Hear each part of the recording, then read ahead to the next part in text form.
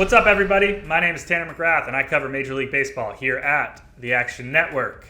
Happy Tuesday. 15-game slate here on Tuesday, and I have 4 best bets, count them 4, for you to pick from today. Starting with the Subway Series, I'm taking the over in Yankees-Mets. I realize there's no Aaron Judge or Pete Alonso, and I realize how bad these teams have been at the plate lately.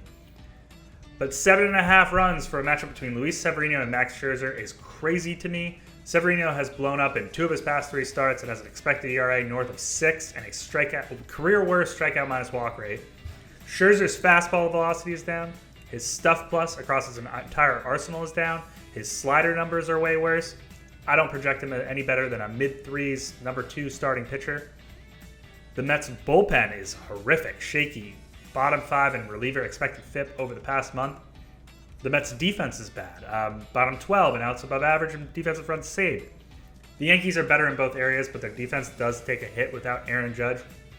I think that there are too many opportunities for runs across all 9 frames. Each team has to scrape only a few across, despite missing some of their best players. I'll take the over 7.5. I also really like the Toronto Blue Jays' first 5 innings money line, anything minus 150 or better. I preach this a lot. The Orioles are a great team with huge holes in the rotation. Dean Kramer is one of them. A replacement level back-end innings eater with a 6.20 expected ERA. He has arguably the worst batted ball profile in Major League Baseball. I'm not a fan of Toronto starting pitcher Chris Bassett either. I don't know what kind of voodoo magic he's been working to throw 9 shutout innings against the Braves, 7 shutout against the Pirates and the Yankees, 8 shutout against the Mets and the Astros. Maybe it's the league best defense behind him. The Jays ranked first in defensive runs saved this season. Whatever. I can buy into the voodoo magic for one start because in a matchup between right-handed starting pitchers, I always give the advantage to the Toronto Blue Jays. They are second in WRC plus against the side over the past month. Only them and the Rangers have a WRC plus over 120 during that stretch. Meanwhile, the Orioles' offense is closer to league average during the same time frame. They're just not as hard hitting and they don't have as many weapons.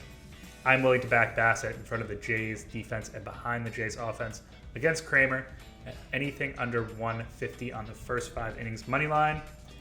Another first 5 innings run line I'm going with. I'm taking the Dodgers minus a half run in the first 5 innings. It's hip to be square. It's hip to take the Dodgers against the White Sox in a battle between 2 right-handed starting pitchers. The Dodgers have been better against right-handed pitching for the last 5 years running. The White Sox have been worse against right-handed pitching for the last 5 years running. This season, the Dodgers are a top 5 offense against right-handed pitchers. The White Sox rank 28th in WRC plus against the side. Meanwhile, the Dodgers are trotting out Lance Lynn, who has completely imploded. The stuff plus on his 4-seam fastball was 113 during the COVID year. It's 90 this season. Opponents are slugging 650 off the pitch. When his 4-seam isn't working, his cutter and sinker fall apart. He has an ERA over 7 and an expected ERA approaching 5.5. The Dodgers are starting Tony Gonsolin. I don't really have a take on him. I mean, all he does is really overperform. But I will back Gonsolin if it means I can fade Lynn and the White Sox against a righty. Again, Dodgers first 5, minus a half run, minus 140 or better. Final pick, give me the Pirates as underdogs, plus 110 or better. I think you can get close to plus 115. I'm shocked we're getting plus money against Jameson Taillon.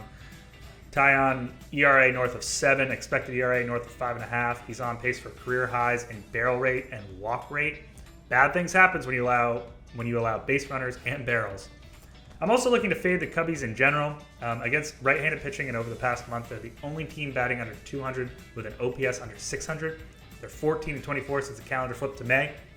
Pirates will start Luis Ortiz, who his peripherals and his batted ball profile are highly questionable, but he's got a live arm, a near triple-digit fastball with extension, a 70-grade slider.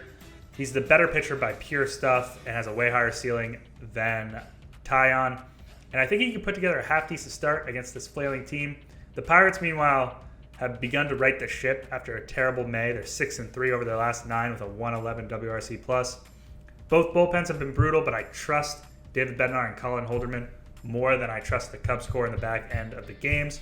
So all around, first 5 innings, full game, I like Pittsburgh as underdogs. Thank you for watching. Good luck on all your wagers this week, and check back into the Action Network's YouTube channel for more daily action picks.